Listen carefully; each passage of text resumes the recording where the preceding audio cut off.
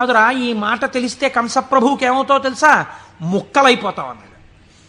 అంటే కృష్ణ భగవానుడు అన్నాడు, అన్నయ్య ఇంకొక అవకాశం ఇచ్చి చూశా, సరేనని ఒక పంచె ఇస్తే చేసిన పాపం తీసేద్దామని చూశా, యుగం మారిపోయినా వీడి బుద్ధి మారలా, ఈ తల ఇక మామూలుగా పనికిరాదు, నీ గుద్దొక్కటి గుద్ది 1000 వ్రక్కలు చేయన్నయ్యా శిరస్సునన్నాడు. ఒక్క గుద్దు గుద్ది 1000 ముక్కలు చేశారు.